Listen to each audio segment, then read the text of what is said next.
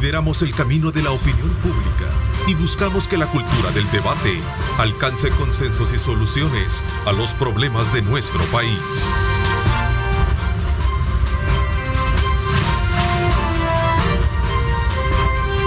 Diálogo con Ernesto López. Son las 6 de la mañana con 32 minutos, 6 de la mañana 32 minutos. Qué placer enorme estar con ustedes.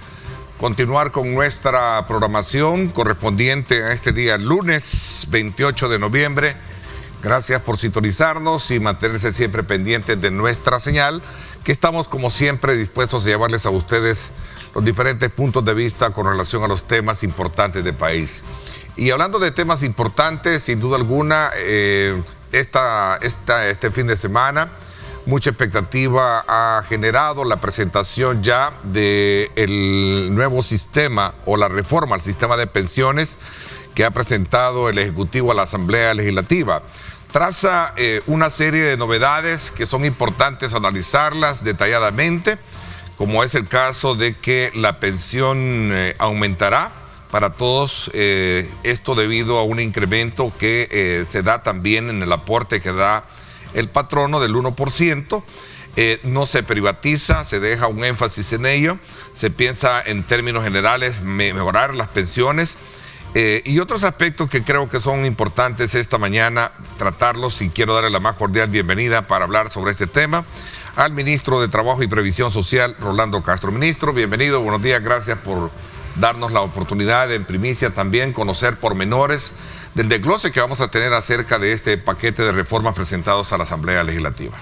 Sí, no, por el contrario, buenos días, Neto, a ti agradecerte, al medio, porque esto nos permite poder interactuar con la población y además dejar un poco más claro, porque llegar a hacer la presentación en una conferencia de prensa es algo que se puntea prácticamente, pero acá en una entrevista como esta se permite poder interactuar y ampliar un poco más un tema tan fuerte y tan delicado como es el sistema de pensiones. Bueno, esto era como una especie de deuda histórica, sí, no solo del país, sino que también del mismo gobierno, que desde un principio se comprometió a mejorar las pensiones. Partamos desde ahí.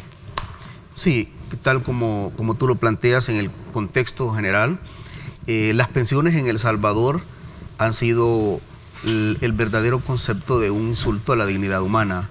El sistema previsional en El Salvador ha sido incongruente e injusto. A los estratos sociales, la estratificación social de la clase trabajadora está bien segmentada, y el sistema de pensiones estaba diseñado precisamente para mantener con una buena pensión a un pequeño grupo, castigando fundamentalmente a las grandes mayorías. Una de las cosas que contempla esta reforma es el plano paramétrico, que tiene que ver con el incremento del 1%, y que esto es imputable al empleador. No se toca ni un 5 partido por la mitad de incremento a los trabajadores. A los trabajadores. Sí. Muchos trabajadores sacaron un anticipo. Dejamos totalmente claro de que no habrá devolución de ese anticipo, y tampoco no habrá 5 años más como se definía, o se pagaba o se incrementaba el tiempo. No se incrementa el tiempo. Eso es importante dejarlo bien en claro, porque fue una de las cosas que quedó en la nube, digamos. Sí. Queda claro entonces que quienes hicieron uso del retiro no lo van a devolver, ni mucho menos van a tener que pagarlo con 5 años más de trabajo. No van a devolver un 5 partido por la mitad, no van a trabajar más tiempo como el anterior sistema lo definía.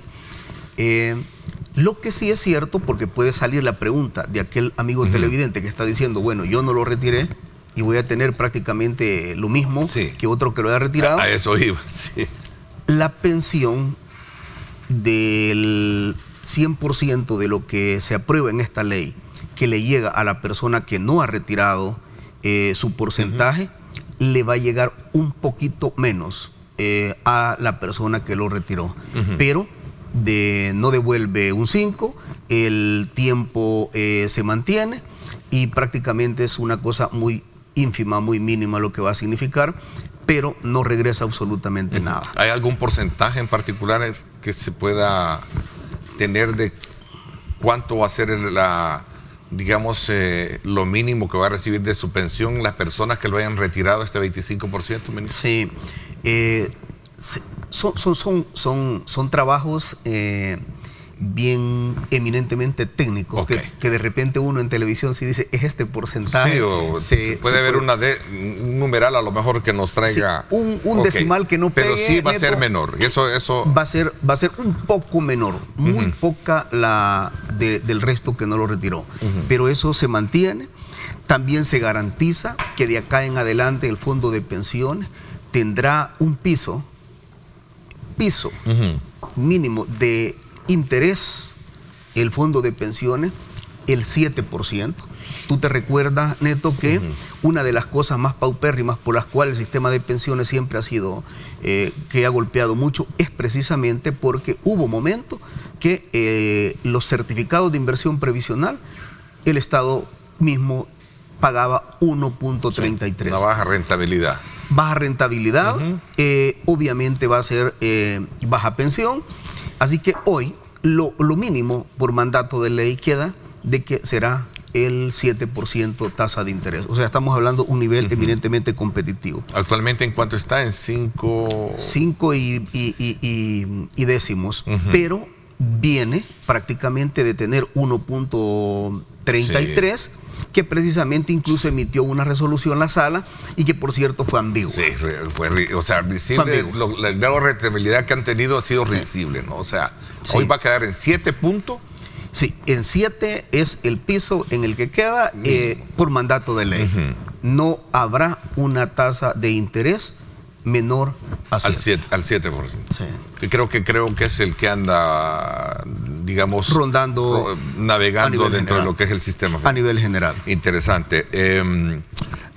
Aspectos que tienen que ver, el patrono pagará el 1% más. Hablemos de ello. ¿Por qué la carga el patrono? Sí. Hemos hecho análisis, hemos hecho muchos estudios. Esta reforma presentada no es una cosa de un día para otro. Se han tirado mediciones, se han hecho análisis y la conclusión a la que se llegó es que el trabajador en las condiciones que está en este momento no está apto para aplicarle un descuento. Y por eso es que se tomó la decisión de que la parte empleadora es la que va a tener que correr con el 1%. Eso llega un punto más al bolsón del fondo de pensiones. Eso garantiza que incluso las nuevas generaciones tendrán un sistema previsional mucho más fuerte que incluso el que hoy nosotros estamos anunciando.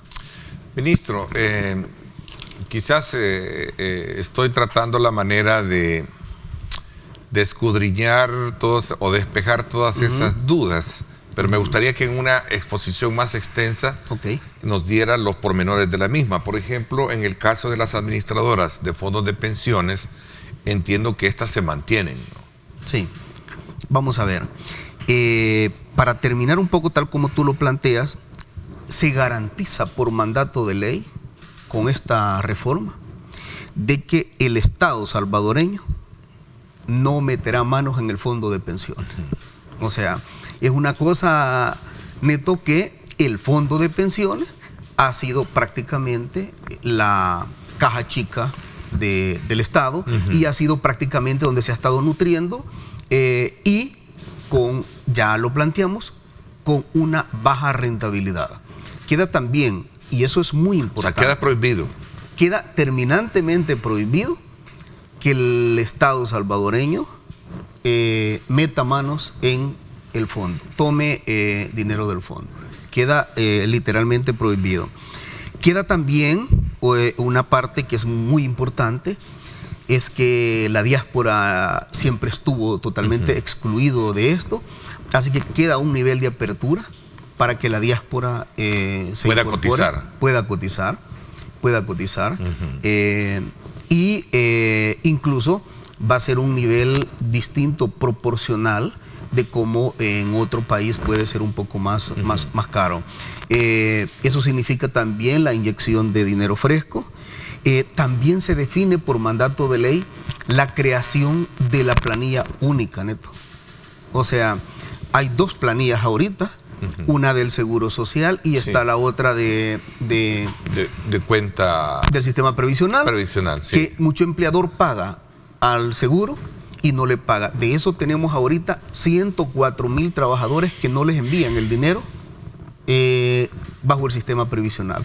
Ahorita hay una evasión de empleadores que no mandan, que no envían el dinero, y que son 104,000 trabajadores a nivel general que no les llega. Hoy estos evasores no lo podrán hacer porque se crea la planilla única. Y lo más importante es lo que tú preguntabas. En este momento absolutamente todo es un manejo discrecional de las administradoras de fondos de pensiones. Pero a partir de este momento que la ley tenga vigencia y sea aprobada en la Asamblea Legislativa, se crea el Instituto Salvadoreño de Pensiones. Y es el ente rector, del sistema de pensiones.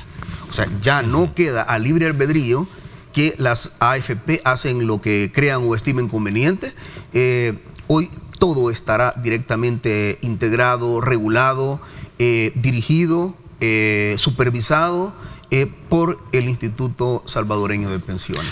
¿No es una nacionalización? No. ¿Esto? ¿Del sistema de pensiones? No, no lo es, Neto. No lo es. ¿La creación del instituto? La creación del instituto es el ente regulador que va a estar representado por gobierno, por sector empleador y por sector laboral. Esta es una tripartita que va a estar conformado, repito, por gobierno, por trabajadores y por empleadores. Si fuera un esquema de estatización, no tendría un orden tripartito, sino que prácticamente el Estado lo toma, se asigna a uno de los ministerios, se suscribe a uno de los ministerios y se estatiza prácticamente. No es así. Por eso es que queda conformado de forma tripartita, donde hay representación de los 3 sectores, y esa es una muestra también de la apertura. Dos tipos de mensajes estamos mandando con esto. Número 1, aquellos que han acusado de que tenemos un gobierno y una dictadura que está tomando el control y estatizando absolutamente todo, es un concepto totalmente fallido. Nosotros seguimos permitiendo que la empresa privada se desarrolle. Lo que pasa es de que los abusos sí no estamos dispuestos a permitirlo. Ahora no va a haber ese tipo de abusos que históricamente se ha dado. Bueno, acá las administradoras de fondos de pensiones, sin invertir absolutamente nada, son de las empresas que mayor rentabilidad han tenido.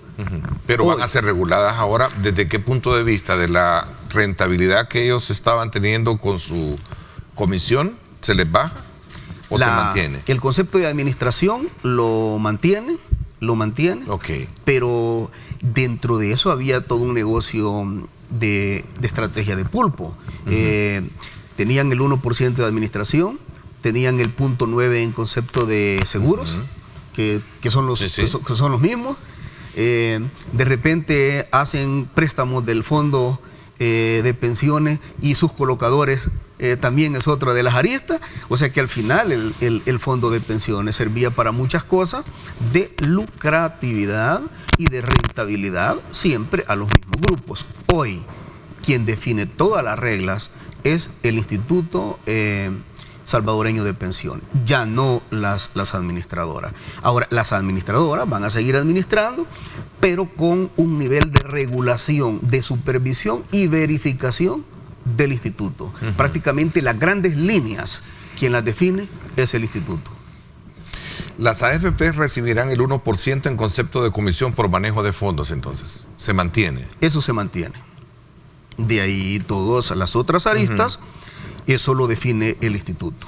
O sea, ya prácticamente el cheque en blanco a nivel general que tenían las administradoras de fondos de pensiones prácticamente se ha terminado, porque quien va a dirigir estratégicamente toda la construcción de las políticas en el sistema previsional en El Salvador es el instituto. El instituto, es que estará integrado, me decía, por sector laboral, los trabajadores, y estará integrado por representantes de los empresarios en este país, que son los empleadores, y estará representado por el gobierno. Estamos hablando de la creación de una tripartita donde todos los sectores están debidamente representados. Ministro, ¿desaparece el INPET? El instituto, ¿O se transforma? No, prácticamente el instituto es el que maneja absolutamente todo. Ok, entonces desaparece el INPET. O sea, las actividades del INPET las absorbe, se hace una reingeniería. Ok. Sí. Hay un tema sensible en esto, ministro, que tiene que ver con la pensión mínima que se recibe ahora. ¿Cómo se mejora? ¿Hay mejora para esto? Hay un techo, entiendo, ¿no? Vamos a ver. Cuando nosotros llegamos al gobierno, cuando el presidente Bukele llega al gobierno, encontramos que exactamente el 26-27% era la tasa de rentabilidad que tenían las pensiones. Luego, prácticamente encontramos una pensión con $190 neto, con $190. Después de esa pensión, hubo un ajuste que hace en el presupuesto del presidente Bukele y se lleva exactamente la pensión a 304.17.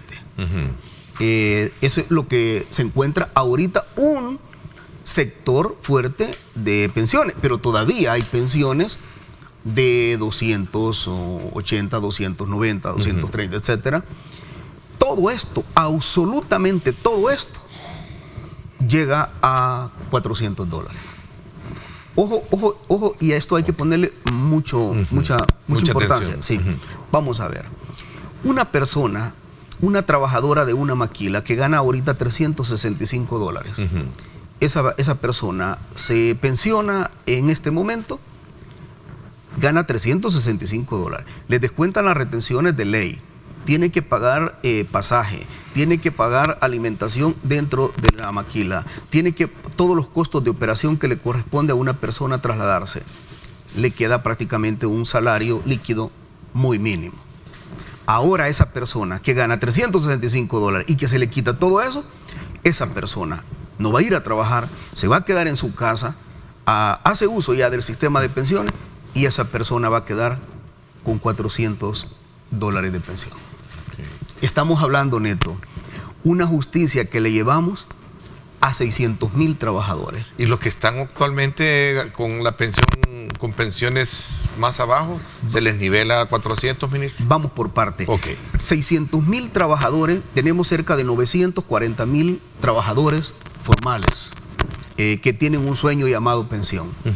De esos 600,000 trabajadores están en este escaño que estamos hablando.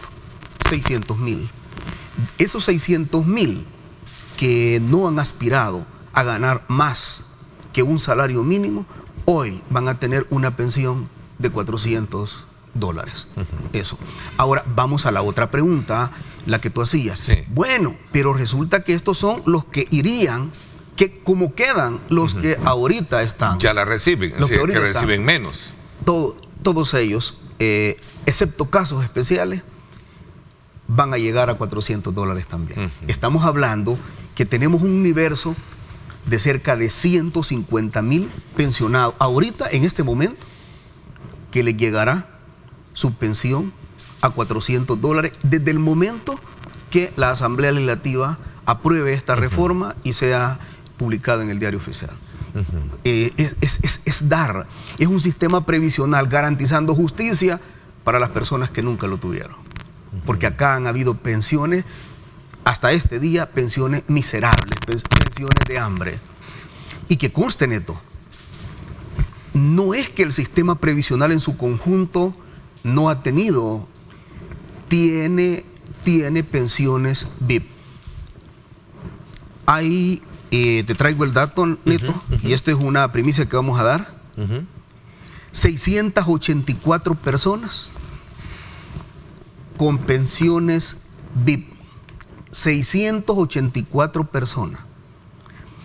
Hay pensiones VIP de $6,300. ¿Qué va a pasar con ellas? Sí.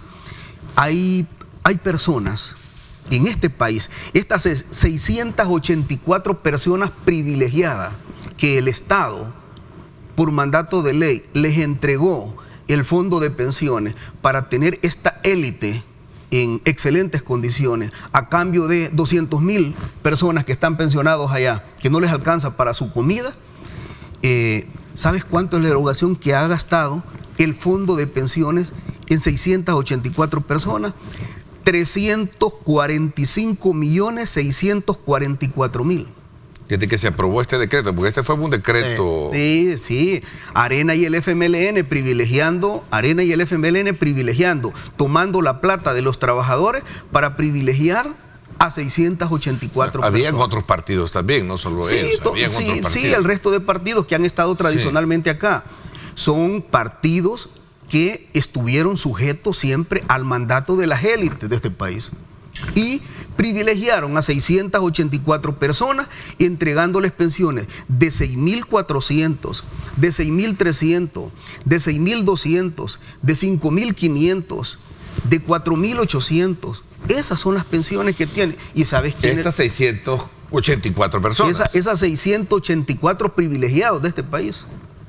Eso tiene. ¿Y sabes qué? Muchos de ellos empresarios, políticos que toda la vida vivieron de la política y que hicieron mucho dinero. O sea que esas $6,000 que le llega a estas pensiones VIP no viven de los $6,000 que les dan. Ese es un pequeño complemento porque son gentes pudientes económicamente, mientras que la señora de la maquila y nuestra gente que se ha ido jubilado, pensionado, que le han estado dando $220, $250, le sirve para su manutención y para su comida. Decisión en esta, por instrucción del presidente Bukele, se elimina esta pensión VIP y se van a quedar absolutamente todos con $3,000. O sea, se baja esos privilegios. O sea, siempre $3,000 de pensión, que es Sí, pero les quitamos cerca de 3,000. Y eso, solo eso, significa un ahorro de 6.5 millones. Esta es una noticia nueva, entendería yo que es en primicia, porque no se oyó, no se mencionó durante la presentación.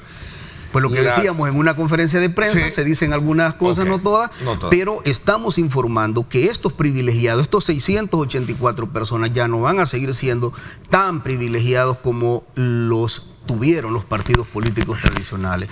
En 684 personas privilegiadas en este país. Quiero decir algo. Estas pensiones, incluso sus cotizaciones, los hemos revisado y no aportaron más del 3% de sus cotizaciones. Y hay que decir una cosa más, en ese momento que cotizaban incluso no estaba dolarizado, o sea que prácticamente les hicieron en ese momento pensiones de 50,000 colones.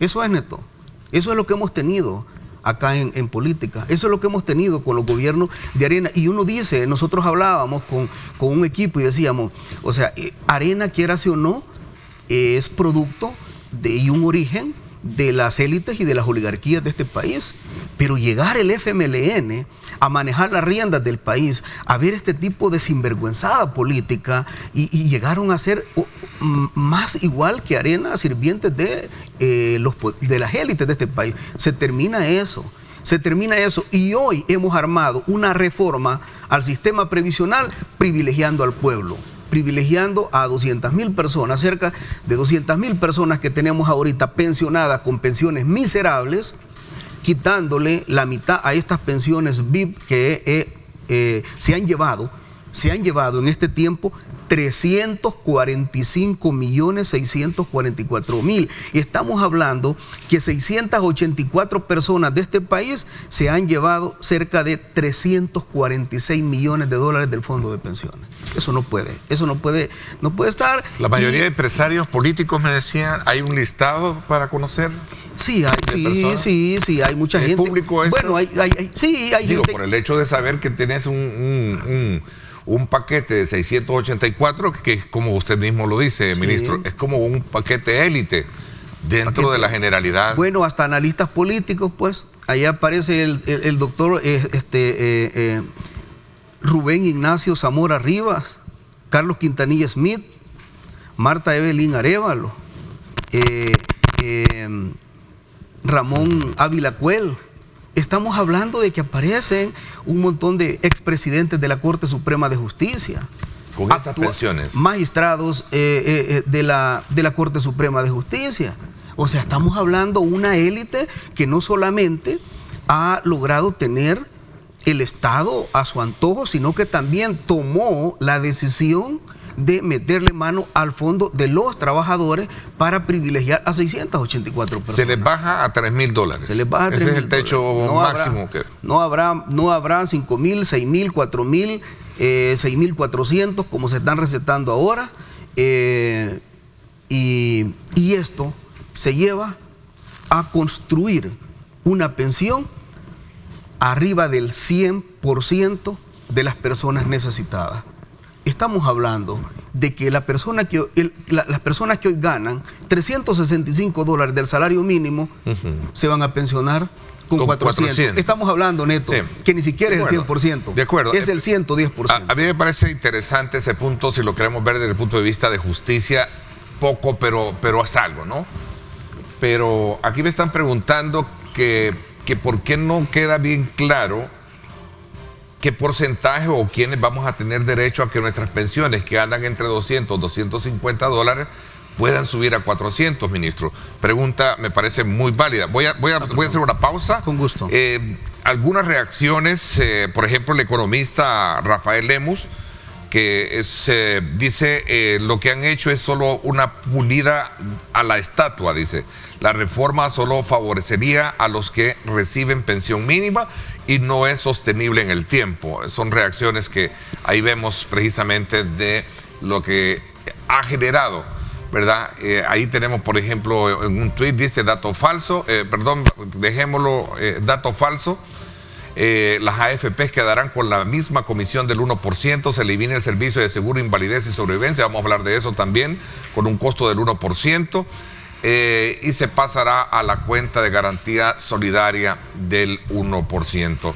Así es que vamos a ver qué nos dice el ministro con relación a estas reacciones y a estos otros elementos que importante esta mañana y de ponerle mucha atención para que conozcamos en qué consiste esta reforma que se ha venido esperando a lo largo de estos meses y a lo largo de estos años. Vamos a la pausa, gracias por estar con nosotros.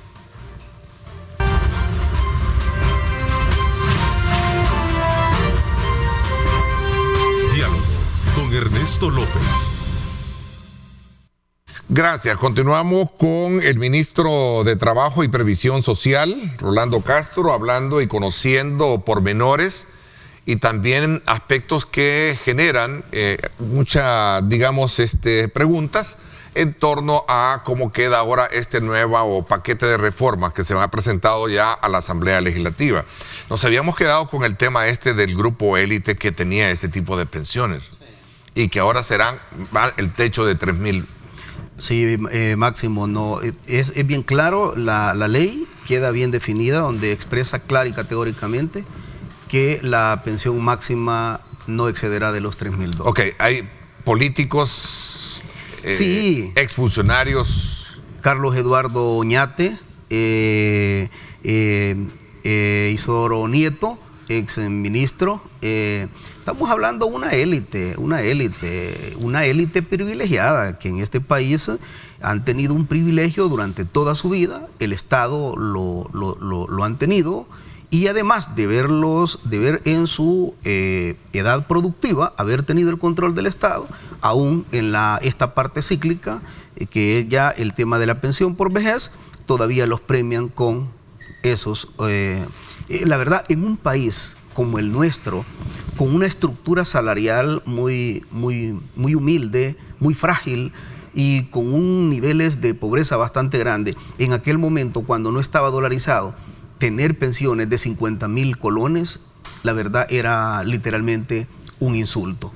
Pero esas son las tapaderas que han tenido siempre los políticos tradicionales, y al final los políticos nada más eran los empleados de estas élites, y por eso es que tomaron estas decisiones. Pero eso se termina, y hoy, repito, se han llevado cerca de $346 millones del fondo de pensiones, 684 personas. pero eso se termina con la nueva reforma y nosotros vamos a apoyar una reforma progresiva que venga de abajo hacia arriba y no de arriba como la tenían estas élites. Ministro, este tema de la reforma o la ley de pensiones le antecede un debate que era desde luego sobre esa base de que si era una reforma o era una nueva o construir una nueva ley. Lo que se ha hecho es presentar un pliego de reforma, ¿cierto? Sí, esta es una reforma previsional. ¿Y a qué quiero llegar con esta primera parte de mi programa, de mi pregunta? Porque las reacciones no se han hecho esperar. Creen que lo que se ha hecho es algo cosmético, lo decía Rafael Lemus, solo le han dado una pulidita a la estatua, por ejemplo. Pongamos en contexto, ¿quién es Rafael Lemus? El actual asesor de Arena, que está contratado en la Asamblea Legislativa y que toda la vida es un economista que siempre se ha visto trabajando para Arena. Es más, este es uno de los arquitectos que diseñaron el pago a estas élites. O sea, yo creo que este tipo de gente que le ha hecho tanto, pero tanto daño a la sociedad, en estos momentos, cuando se les destapa todo lo que han hecho, estas cloacas que han hecho históricamente para favorecer élites, deberían incluso de ser un poco más justos y pena les debería de dar salir en público opinando cuando ellos tuvieron 20 años este país y eso es lo que nos heredaron. Pensiones miserables, pensiones de hambre, un insulto a la dignidad humana, condenando 200,000 personas con pensiones miserables que no les alcanzaba para su comida y privilegiando a estas élites con $6,000 y $6,400. Hay que ser claro, nuestro planteamiento va fundamentalmente para la población. El Estado ya debe de dejar de estar tomado por élites y el Estado, el presidente Bukele hoy lo está poniendo en función de las grandes mayorías, del pueblo salvadoreño. Es que tenemos una gran ventaja y la gran ventaja es, y creo que ahí es donde estuvo la dificultad. Arena, al final, sus campañas eran financiadas por un montón de gente fuerte acá. El FMLN le pasó igual y el FMLN vino a hacer el trabajo mejor que Arena para legitimar las élites en este país. O sea, al final el FMLN se sintió también con saborear un poquito las mieles del poder. Y con eso, ahí lo tuvieron. Funes, que tanto gritaba como periodista en aquel momento y después llegar como presidente que habló de las élites, nunca hizo esto. Hoy las cosas han cambiado. El presidente Bukele no tiene compromiso con estas élites ni con ningún grupo de poder económico en este país. Entonces, ahora se está haciendo justicia. Ahora el Estado, este músculo del Estado, está pasando para los sectores que nunca tuvieron justicia. Así que hoy, esto es relativo. ¿No es esto un maquillaje como en algún momento? No, esto es estructural. Esto viene de abajo hacia arriba. Te pongo un ejemplo. Esas personas que ahorita tienen 230, 240, 210 de pensión neto y nomás salga la publicación en el diario oficial de esto aprobado en la Asamblea Legislativa, les va a llegar 400. Espérame, Neto. Estamos hablando que le estamos llegando a 600,000 trabajadores, al 60, 70, al 80% de toda la población económicamente activa, y le está llevando que ahora no va a tener un 30% ni un 25%. Esas personas van a llegarles más de... Bueno, el cálculo que hemos hecho es el 110% que le está llegando. Y nos preguntaban, ¿y por qué el 110% a las personas pobres que ahora tienen 210 o 310 de pensión? Y nosotros les decíamos, ¿y por qué no cuestionaron cuando a estos, que muchos de ellos tienen dinero, y les están pagando $6,400? Entonces, hoy, esto es lo que ha cambiado en el país. Este es un diseño que viene de abajo hacia arriba, progresivo, y que fundamentalmente hoy el Estado está en función de ayudar a los más vulnerables, a los más necesitados. El presidente no le tiembla el pulso para este tipo de cosas, y yo me siento, personalmente, tú sabes, yo he luchado en mi vida, incluso como dirigente sindical, para un sistema justo y digno. Y qué mejor satisfacción ahora de empezar con una reforma que es progresiva y que viene de abajo hacia arriba y no de arriba abajo como lo tenían anteriormente. Ahora, ha tenido participación, ¿qué insumos o de dónde provienen todos estos insumos? Porque se abrieron mesas incluso donde trabajadores estuvieron dando sus aportes para la construcción de lo que podría ser esta reforma, ¿no? ¿Llévese componentes? Sí, la verdad es que acá se escucharon absolutamente a todos los sectores. Y es más, y quiero decirlo, el último ajuste previsional que se hizo con esta reforma que ahorita con el actual sistema de pensiones, yo recuerdo, era dirigente sindical, le hablé a un diputado y le pregunté, diputado, después de que estábamos saliendo a marchas y protestas y todo, diputado, ¿qué hay de cierto que mañana van a aprobar la reforma? Y el diputado me dijo, sí, creo que mañana, porque hoy nos ha convocado la ANEP a una reunión y creo que ahí se define todo. Bueno, resulta que me dijo, cuando salga, estamos hablando de diputados anteriores, cuando salga le hablo, y de repente me habla como tipo 10 de la noche y me dice, vamos saliendo ya. Ni modo, ahí estuvieron todos los partidos políticos y ya se tomó la decisión que para mañana pasa. Esos eran los entuertos que armaban anteriormente con grupos económicos que mantenían el control, y a los partidos políticos y a los diputados y a todo el mundo eran sus empleados que los mandaban a llamar, incluso ni iban estas instituciones a la asamblea, sino que los convocaban. Exactamente el siguiente día fue aprobada la reforma tal como ellos lo definieron. Y este asesor que está hablando hoy, que está escribiendo ahí, ha sido de los arquitectos de esas injusticias, ha sido de los que ha estado trabajando todo el tiempo ahí, dañando al pueblo salvadoreño y armando, asesorando de esa manera. ¿Califica esta propuesta como una medida populista, Rafael Lemus? Pues vuelvo a repetir, yo incluso a él, quizás estoy haciendo un error juzgarlo, porque al final el muchacho lo que hace es ganarse el salario siendo oposición y diciendo todas las cosas negativas contra el gobierno. La verdad es que nosotros hoy les estamos quitando a estos $6,400 que él estuvo en esa reforma, que sacaron ese decreto incluso, y que él ya era asesor en la Asamblea Legislativa, pero al final yo no tengo por qué dirigirme.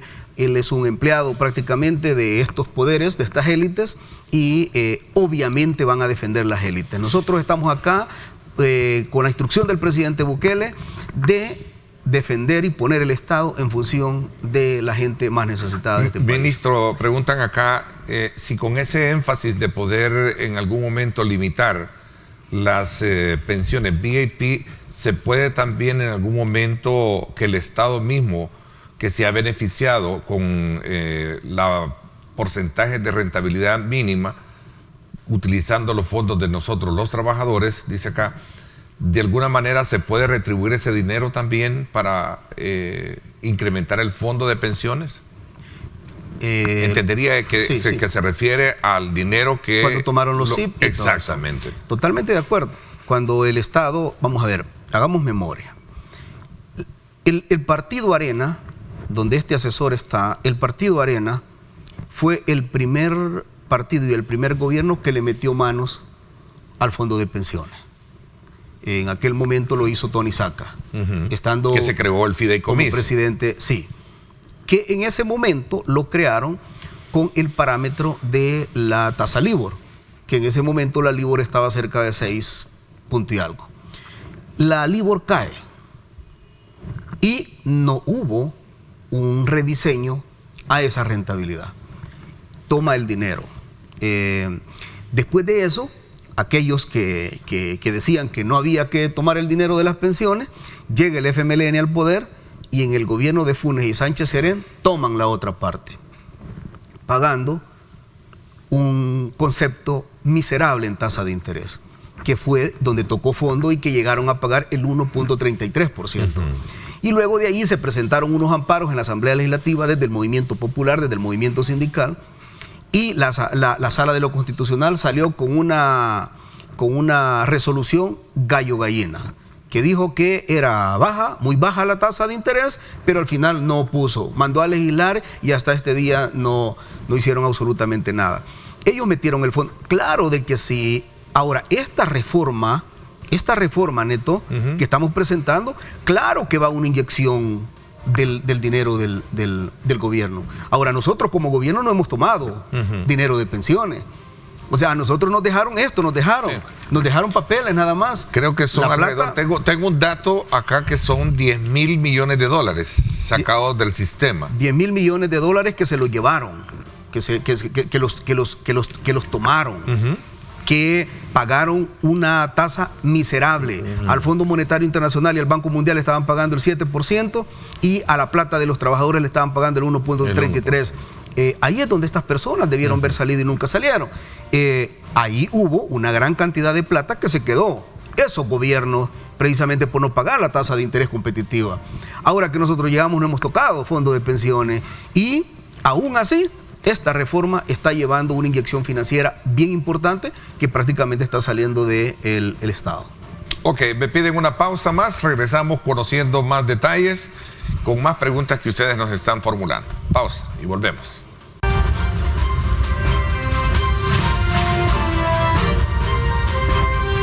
Diálogo con Ernesto López.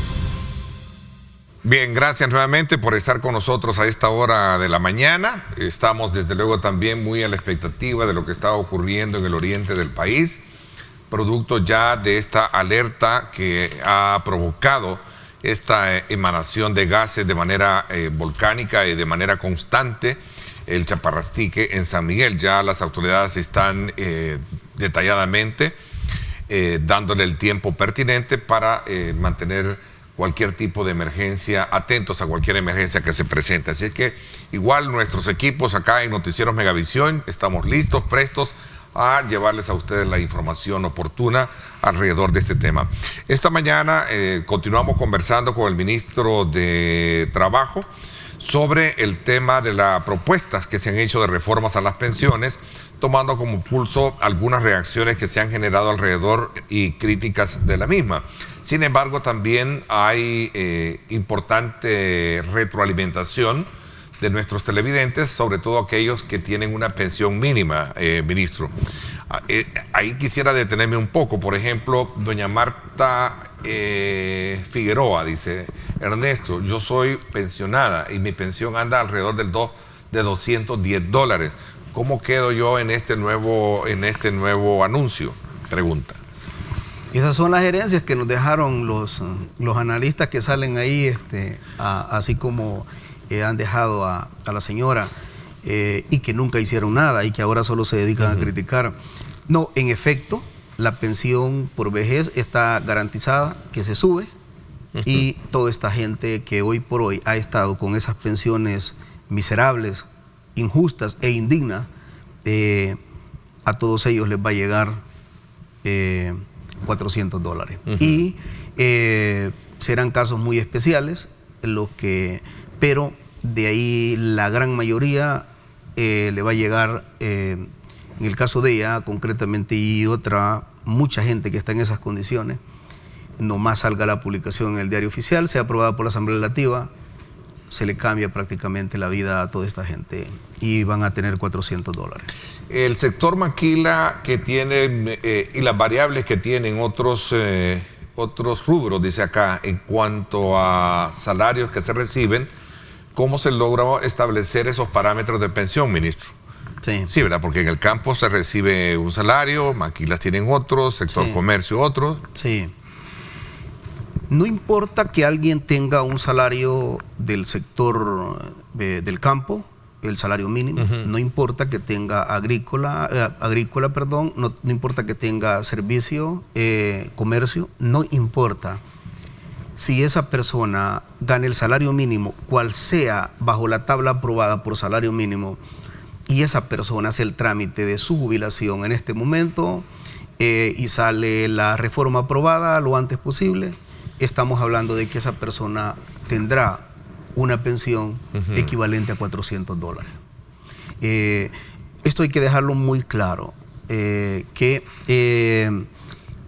no importa, repito, el tipo de salario mínimo que tenga, ese salario, ya sea de agrícola a comercio o industria, salario mínimo no interesa.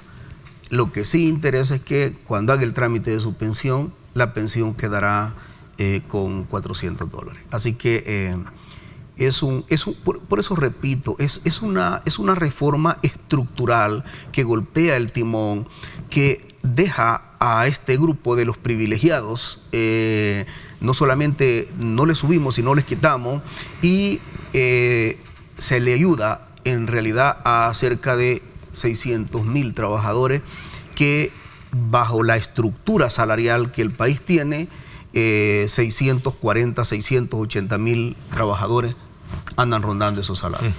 Ministro, aquí le preguntan, en algunas oportunidades usted, ministro, hacía reflexión de la necesidad de desaparecer las actuales AFP y crear un sistema mixto de administración. Sí, nosotros hemos analizado absolutamente todo. Y lo que sí, bueno, hemos analizado incluso el contexto internacional. Hubo un momento dado de que fue estatizado, eso casi todo el mundo lo tenía. Posteriormente privatizaron los sistemas de pensiones, Chile, en fin, todos los países. Hubo la oleada de las privatizaciones de las pensiones. Hoy se están regresando a un sistema híbrido o de Estado nuevamente. Hay algunos países que ya tomaron nuevamente eso como Estado.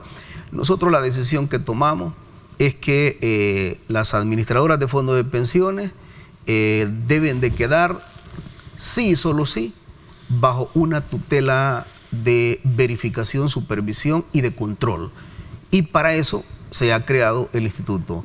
Y nosotros sí creemos que la representación del sector laboral, la representación del sector empleador y el gobierno, el instituto como ente rector va a tomar una decisión estratégica para el corto y el mediano plazo de que este primer empuje estructural de reforma va a seguir siendo y va a siempre ir premiando a los sectores mucho más bajos. Por eso le llamamos que es una reforma progresiva. ¿Y este seguro de invalidez por qué se elimina? No se elimina. ¿No se elimina? Es bueno que lo aclare porque... Sí. No, todo lo demás, lo que pasa es que yo en esto sí quisiera tener mucha claridad. Yo te puedo garantizar que la persona que está opinando ni siquiera ha leído la ley. O sea, es un televidente, solo pregunta. No, yo me referí que el mismo el analista, señor, el analista, escribió también algo ahí y no se ha leído la reforma todavía. No, prácticamente lo que sí se elimina es el FOP, ¿verdad? El FOP. Eso sí queda totalmente... que es el fideicomiso, ¿verdad? Así es. Así que, pero de ahí absolutamente todo queda garantizado y aún más, un sistema de pensiones que a nuestro juicio lo consideramos justo y digno. Y por cierto, hay Consejo de Ministros de Centroamérica y República Dominicana. Así que incluso nosotros vamos a hacer la presentación oficial al Consejo de Ministros mostrando cómo estamos llevando a cabo una reforma previsional premiando a los estratos que han estado excluidos y marginados en este país. Ministro, preguntan acá, ¿usted estará muy atento de lo que va a pasar con los trabajadores del INPET? Usted es el ministro de Trabajo y es usted quien debe de ayudarnos a garantizarnos la estabilidad laboral. Nada absolutamente de la reforma lleva consigo despidos. Nada, absolutamente nada. Lo que sí lleva es un proceso de reingeniería, de modernización, de reorganización administrativa, pero el presidente Bukele jamás ni nunca está pensando en despidos de trabajadores. Eso, por favor, hay que tenerlo muy claro. En efecto, soy el ministro de Trabajo que tengo que garantizar el tutelaje, pero aún más conozco la forma de pensar del presidente y las instrucciones que el presidente da siempre es que garanticemos el derecho al empleo a la gente. Bueno, y sin duda alguna, un comentario paralelo a esto es que hay instituciones que sin duda alguna tienen gente especializada, gente con capacidad, y sería verdaderamente una lástima no aprovechar ese conocimiento, aunque lo mejor, o actualizarlos, ¿no? Mucho se decía, por ejemplo, y lo escuché decir hoy con este tema de la Digestive, ¿no? Que pasó ya a manos con gente con mucha experiencia, pero entiendo que varios de ellos han sido absorbidos precisamente No, hay gente muy valiosa, gente que ha invertido, incluso el Estado ha invertido en formación, capacitación de ellos. Y además, no, por encima de todo está el principio del derecho al trabajo, Neto, que vamos a premiar siempre eso, ese principio elemental. Y además de eso, tal como tú lo planteas, hay mucha gente, mano de obra muy calificada, que incluso va a ayudar en todo este proceso. Ok.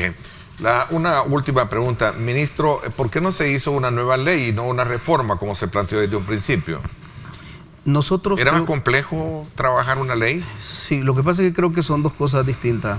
Nosotros en el caso del Código de Trabajo, la LOF y todo eso, sí estamos analizando a través de una consultoría si el código tiene reforma o es un nuevo código.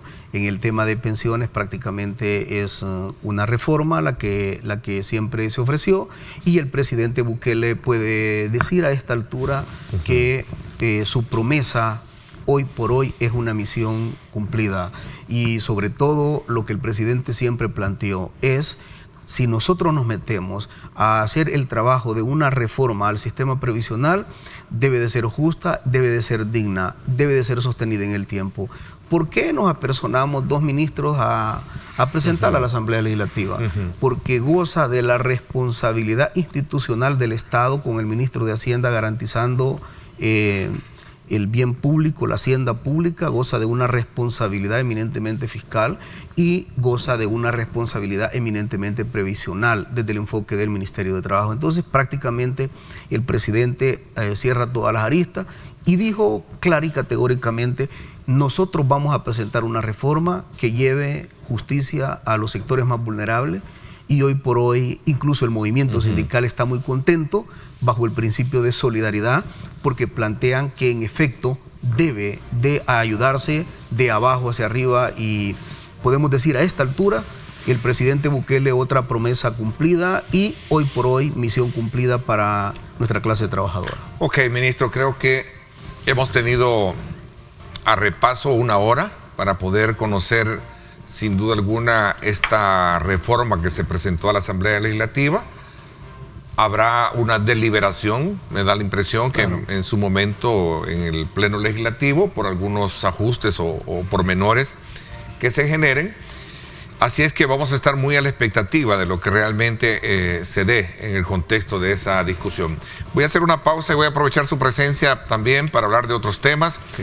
Hay otra ley que sin duda alguna representa como un hito importante que resolver, sobre todo cuando se trata de ver el tema de derechos laborales, derechos humanos, especialmente con aquellos trabajadores de las agencias de seguridad privada. Creo que es un tema que también usted ha venido abanderando y que lo ha traído consigo, pues, con la necesidad de seguir apuntalando sobre la necesidad de que se apruebe cuanto antes esta nueva ley, ¿sí? O reformas. Vamos a la pausa. Gracias por estar con nosotros. 7:31. Saludos muy cordiales a nuestros buenos amigos allá en los Estados Unidos. Gracias a la diáspora que está muy pendiente, como siempre, de nuestra señal.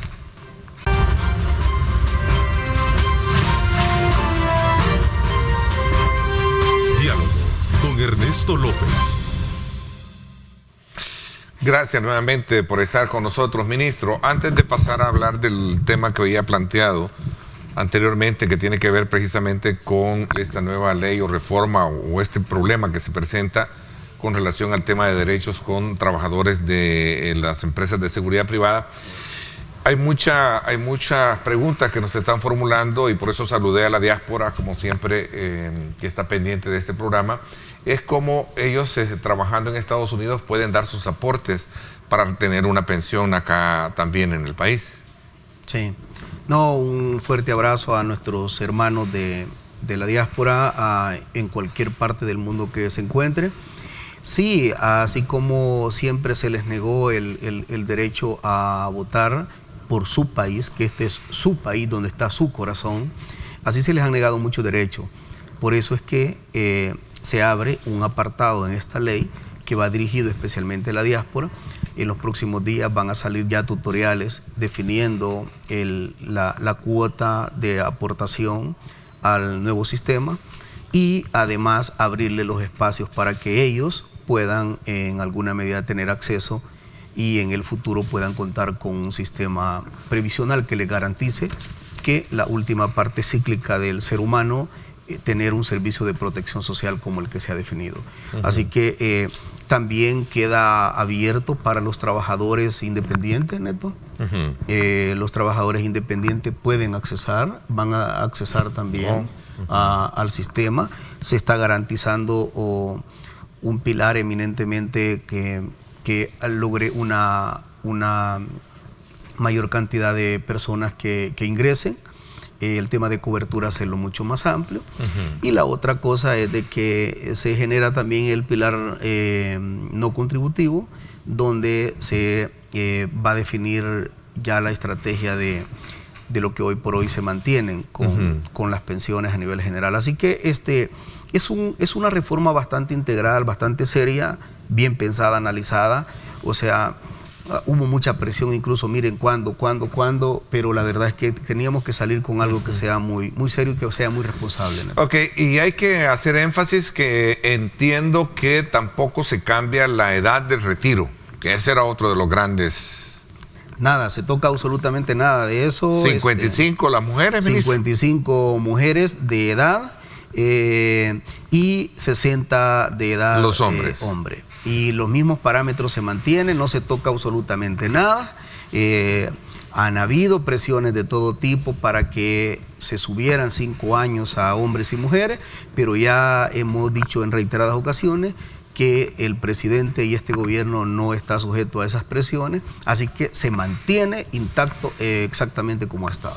Ok, aquí me están preguntando por el FOB, que es el Fondo de Obligaciones Previsionales, que era de donde se retomaba, era la caja chica, ¿no? Era donde el Estado metía la mano para estarla sacando, terminantemente prohibido. Prohibido queda, según la ley, ninguna institución pública ni gobierno ni de gobierno pueden financiar usándose fondos de pensiones de los textualmente así queda, textualmente prohibido totalmente que el Estado, un gobierno de turno, sea quien sea, meta manos al fondo tal como lo han hecho los gobiernos anteriores. La verdad, eso no se puede, porque no se trata solamente de criticar, sino se trata como, bueno, estamos en el gobierno ahorita y podríamos haber dicho, no, aquellos le metieron la mano, pues nosotros vamos a disponer. Queda terminantemente prohibido meter la mano del Estado en el fondo de pensión. Ok, ministro, yo creo que nos queda claro. Insisto, vamos a seguir conociendo más adelante la discusión que genere este proyecto de ley que ya fue presentado, de reforma que fue presentado a la Asamblea Legislativa. Avances en la ley de agencias de seguridad privada, ministro. Usted ha sido un abanderado y preocupado precisamente por este tema, ¿cierto?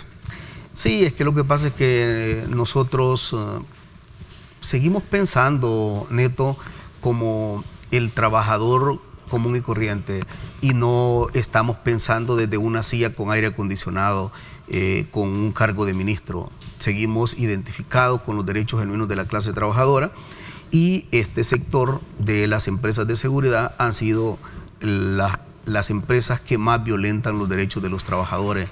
La ley sigue en la Asamblea, no la han aprobado.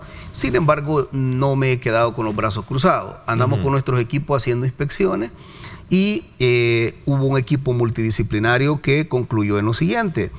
Anteriormente, bueno, como era de 57.14 la multa, había una violación a 600, 800 trabajadores, entonces se le ponía 57.14 de multa a la empresa. Entonces la empresa decía, bueno, yo vulnero el derecho de 800 trabajadores y 57.14 que pago, pues eso es recible. Entonces nosotros, en aquel momento que todavía no estaban modificadas las multas, hicimos un criterio, un análisis y lo individualizamos. Entonces hay empresas que han vulnerado el derecho de 1,000 trabajadores, multiplicado por 57.14 les han llegado multas hasta de $140,000 en este momento. Pero hay una cosa que dice la gente, pero la multa le llega al Estado, mis derechos siguen siendo vulnerados.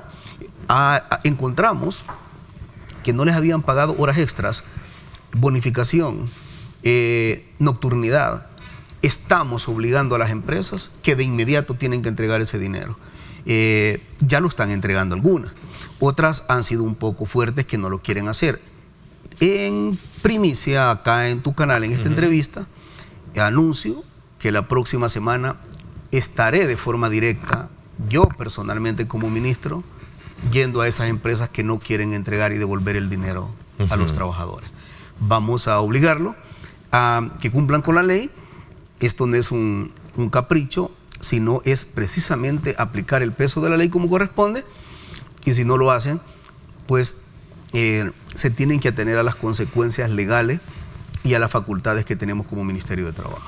Ahora, ministro, aquí recogí unas preguntas que estaban haciendo, las voy a tratar la manera de construirla, porque era larga, venía de otro también parecer, y se conjuntaron varias que tienen casi un mismo énfasis, en la que son las únicas, dice, voy a verlo, esto me lo estoy tratando de la manera, son las únicas que les dan trabajo a personas que no les dan trabajo, personas adultas, y al estarles dando quizás las exigencias o pidiéndole demasiadas exigencias, estarían afectando precisamente a estos trabajos de las personas que no reciben, que no son acogidos por el mercado total. No, vamos a ver. En pocas palabras, son personas adultas que muy poco acceso tienen a un trabajo, sí, ministro. Pero en nombre de la necesidad no se pueden tratar, se tienen que tratar como seres humanos. Porque estas empresas no hacen obra social, cobran. Con un ejemplo, De acuerdo. en el Seguro Social son contratados empresas de seguridad. Si la empresa que está contratada no cumple con la ley, la empresa se tiene que ir. Pero los trabajadores que esa empresa tiene los debe de acoger una empresa que gane, pero una empresa que llegue a respetar los derechos. Mira, Neto, nosotros hemos encontrado contratos por 600, por 800 y hasta $1,000 por trabajador de empresa de seguridad. Muchos de ellos ni siquiera el salario mínimo les pagan. 800. Sí, por uno. Por persona. Y a ese trabajador no le pagan a veces, le descuentan calzado, botas, le descuentan armas, le descuentan absolutamente todo, y muchos de ellos incluso ni siquiera el salario mínimo pagan. Bueno, nosotros encontramos una empresa que supervisamos que los hacía firmar la planilla por el salario mínimo, y después en efectivo les pedía que le regresaran una cantidad de dinero. ¿Por qué? Porque legalmente demostraban que le pagaban el salario, pero luego en efectivo les pedían que les entregaran. No, hay un salvajismo laboral ahí en ese sector y no lo vamos a permitir. Es que lo que pasa es que debemos de estar claros que todo el mundo acá reclama que debemos de tener un Estado de Derecho sólido, fuerte, pero el Estado de Derecho lleva consigo el cumplimiento de la ley. Entonces, lo que estamos haciendo es, mira, Neto, hay trabajadores de esas empresas de seguridad que les dan 7 minutos para hacer todas sus necesidades fisiológicas y aún 4 o 5 minutos para almorzar. Y muchos de ellos están en puestos que ni siquiera los servicios sanitarios le prestan. La verdad es una situación indigna. En este momento no podemos estar tolerando ese tipo de cosas y las empresas deben de cumplir con la ley. A ver, este tema lo trajo... ¿Por qué hay tanto atraso o lentitud para la aprobación? De hecho, le trajo a usted ciertos problemas con algunos diputados, ministro. Sí. No, me refiero yo en el sentido que cuál es el por qué, la razón por qué no se aprueba. Sí. Si los argumentos que usted plantea, pues tienen lógica, ¿no? Desde el punto de vista de que hay que resolver un problema de derechos laborales, de derechos humanos, creo más, ¿verdad? Porque muchos los tienen trabajando hasta 24 horas. No, Neto, 72 horas. Y después de las 72 horas, si el guardia de turno, que le llaman ellos, no llegó, todavía se tiene que quedar trabajando otras 72 horas. Yo conocí el caso de un señor que su hijo era militar, lo asesinaron en aquel momento las pandillas, y resulta que ni siquiera permiso le dieron para irse a despedir en la velación o el entierro de su hijo. Así tratan a muchos trabajadores. Ahora, hay empresas de seguridad que cumplen la ley. Hay un par de empresas muy mínimas, cumplen la ley, y estas otras que no la cumplen, pues tiene que caerles el peso de la ley. La verdad, yo voy a hacer mi trabajo como ministro que me corresponde, Neto, y voy a llegar incluso personalmente voy a hacer inspecciones a fin de garantizar el tutelaje de los derechos de los trabajadores. Bueno, esto me lleva a mí un poco a repasar también la iniciativa de conocer o aprobar un nuevo código de trabajo, ¿no? ¿Hay avances en ello? Sí, sí. Voy a hablar de esto cuando regresemos, ministro. Con gusto. Gracias. Vamos a la pausa y regresamos con más.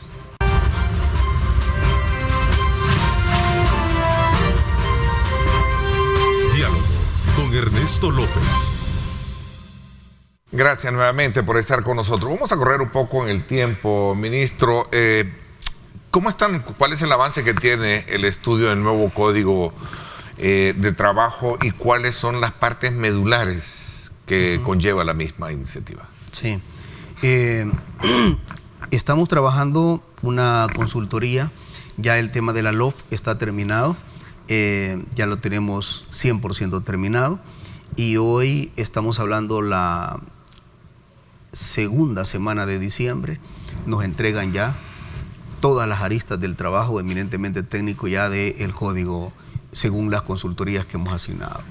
Después de eso viene la socialización con los trabajadores, con los sindicatos, con los empresarios, con los empleadores, con todo el mundo. Y además con gente incluso de la Corte Suprema de Justicia que anteriormente estuvo trabajando en un código procesal laboral, que tienen muchas ideas muy buenas. Después de toda esta socialización, que lo vamos a hacer hoy mismo en diciembre, Neto, acá adquirimos un compromiso que a principios del próximo año lo vamos a presentar ya a visto bueno del presidente de la República y posteriormente lo presentamos bajo las instrucciones que dé el presidente a la Asamblea Legislativa. Así que estamos hablando que lo tenemos terminado ya la consultoría hoy en este mes de diciembre y el mes de enero estaríamos ya hablando con las instituciones para presentarlo a la Asamblea Legislativa.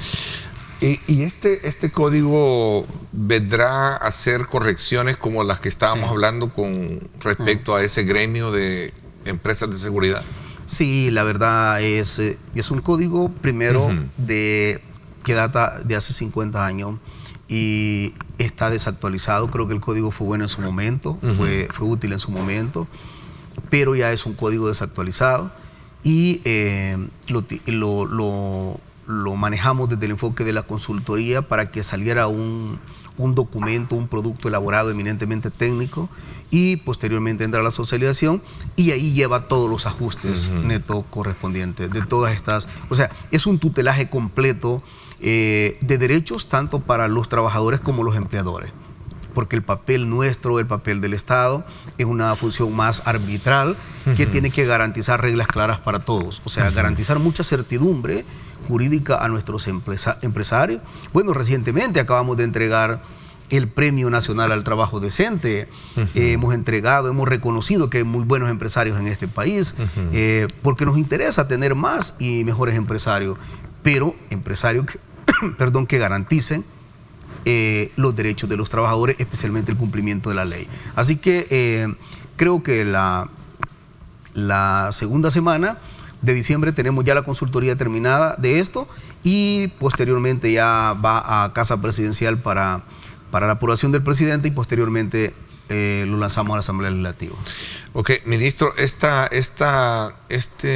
reconocimiento al trabajo decente, ¿cuáles son los parámetros que se toman en cuenta para poder establecer que un trabajo es decente y un otro no puede ser decente? Sí, el concepto de empleo es una situación que todo el mundo lo reconoce entre la fuerza de trabajo de la persona versus la remuneración. Pero muchas veces solo esa norma o ese concepto queda muy corto porque hay que construir, según el parámetro de OIT, el empleo decente. Y eso significa el respeto a todos los derechos que un trabajador debe de tener con normativa nacional y normativa internacional. Eso significa libertad de organización sindical, el diálogo permanente entre empleadores y trabajadores, cumplir con todas las normas básicas de higiene y seguridad ocupacional, cumplir absolutamente con todos los derechos que mandata la Ley Nacional de los Trabajadores y cumplir con la cuota que hoy por hoy tiene legalmente las empresas de tener colocadas a las personas con discapacidad, que es una persona por cada 20 trabajadores que debe tener una persona con discapacidad. Estas empresas, muchas de ellas, no solo cumplieron el 100% neto, sino que muchos de ellos incluso sobrepasaron los estándares nacionales e internacionales. Así que este premio lo entregamos como reconocimiento a las buenas prácticas, luego lo enviamos a OIT y OIT lo hace del conocimiento de todos sus países miembros. Estamos hablando 180 países del mundo que se enteran bajo OIT quiénes son las empresas cumplidoras y de buenas prácticas en el país. Aparte de eso, que se hace un trámite para aquellas empresas que son importadoras o exportadoras para una tramitología rápida y precisa en aduana, tener un sistema preferencial de tramitología en aduana a fin de desburocratizar muchas cosas. Ese es otro trámite que se hace y si cumple con todo se le otorga. O sea, la verdad es que lo enviamos a todo el Estado salvadoreño diciendo estas son las empresas cumplidoras de las buenas prácticas. Ministro, no puedo pasar por alto también el tema relacionado con el trabajo que se lleva a cabo en coordinación con algunos gobiernos para poder enviar salvadoreños a trabajar al exterior. Sí, recientemente, hace 10 días, 11 días, hemos enviado otro contingente para Canadá. Canadá es un mercado laboral muy atractivo. La verdad son salarios muy pero muy buenos. Digamos que el salario mínimo que están ganando nuestros trabajadores son entre 18 y 20 dólares la hora. Van con todos los gastos pagados.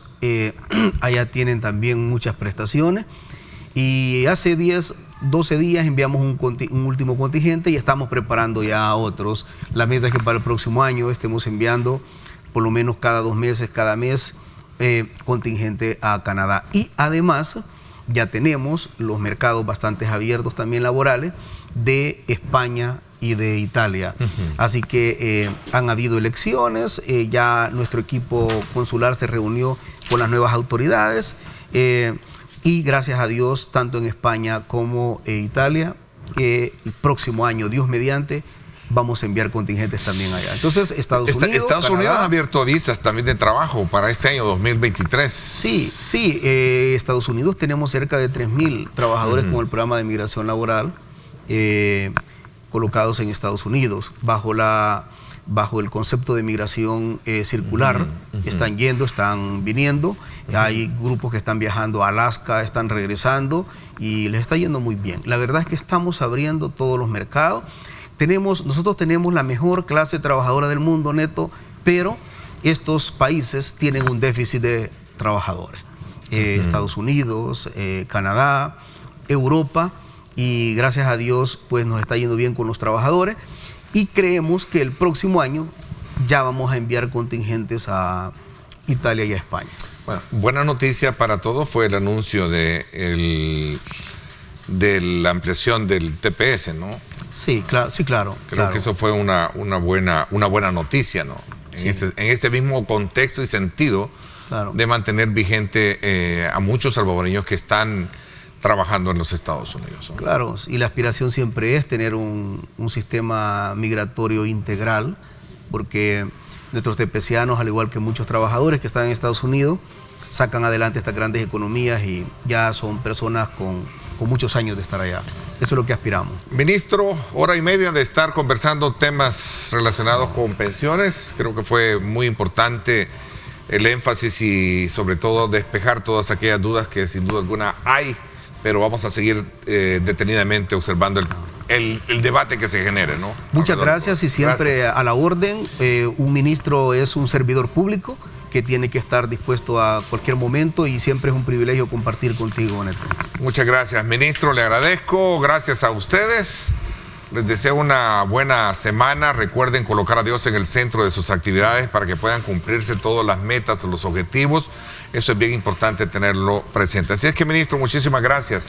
Gracias a todos. Continúen porque viene arriba mi gente con mucha energía. Gracias, pásenla bien y como siempre también recuerden lo más importante, amar a Dios sobre todas las cosas. Lideramos el camino de la opinión pública y buscamos que la cultura del debate alcance consensos y soluciones a los problemas de nuestro país.